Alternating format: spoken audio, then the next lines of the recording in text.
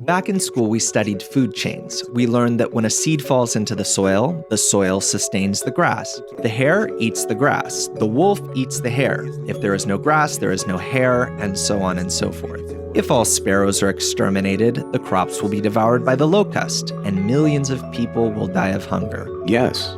So, today, almost the entire structure of chains is destroyed. For example, new computers are being assembled in China, but chips come from Taiwan and Malaysia. Displays arrive from South Korea, while some parts are ordered from Europe. If you need 20 parts, but you only have 19, you practically have nothing. There's a warning that 2022 will be even worse. They clearly see it coming, but can do nothing about it. They feel an onset of something. Agricultural leaders predict we will shut down the country and we will eat what we have. It won't happen. Why won't it happen? No, it is impossible. We are so deeply interconnected with each other through fertilizers, pesticides, assembly, processing, everything. It won't happen. I think the majority of the world's nations, especially the developed ones, will be unable to survive on their own. On their own? Not in an insular way, for sure. There is no such thing as insular today. What are we facing now? Well, we're being pressed. The most interesting thing is that we don't learn from this, that next year will be worse, and the one after that will be even worse. No, I will do anything except share and cooperate. The worst thing is to depend on others. I see. Okay. Our intellect is egoistic.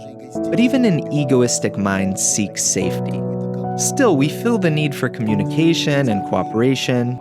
We know the world is interconnected. I think everyone understands it today. Everyone. Who will be cooperating? Who listens to whom? State leaders. Oh, bring them together. No one will ever be able to agree with anyone on anything. They won't?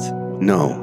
Then please, draw an honest picture of the future world for us, please. At some point, we will have to get there. Certainly, it cannot go on this way indefinitely. Well, we will get to the point when people realize that the Jews are at fault for everything. So?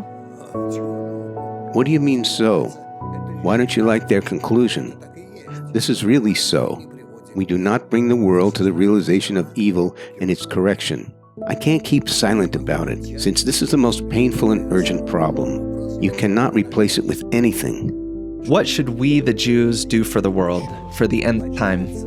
Rise above ourselves and show the world an example of unity. What does it mean, rise above ourselves? Above ourselves means above our ego, which is bigger than anybody else's. Is it when one does not accept others? Yes, look at how we treat each other.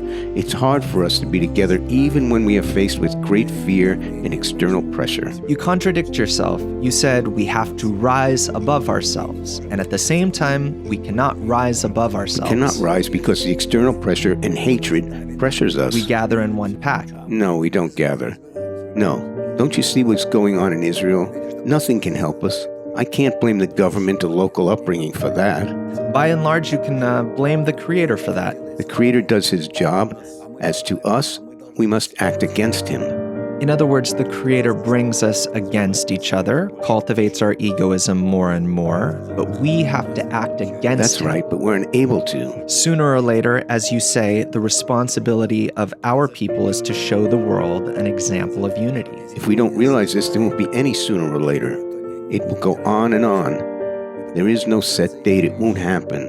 It will occur when the Jews realize their mission. What will make them realize it? Let's talk precisely. Under what circumstances will the Jews realize their mission? They don't understand it now. What will make them realize it? I don't know. I cannot envision such a state, but it simply can't be otherwise.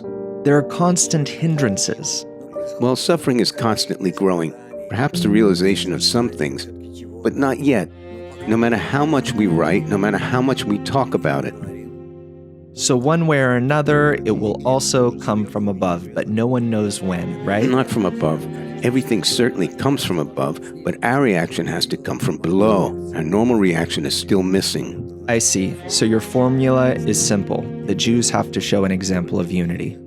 Yes. Then the world will be on the right path. Kabbalists knew it, you realize it, but only a few people in the world understand it. Yes. So how do you want to be heard? Tell me, please, how? How? We have to start screaming to the Creator, crying to the Creator. That we're not being heard? That people do not hear us, and He will help us.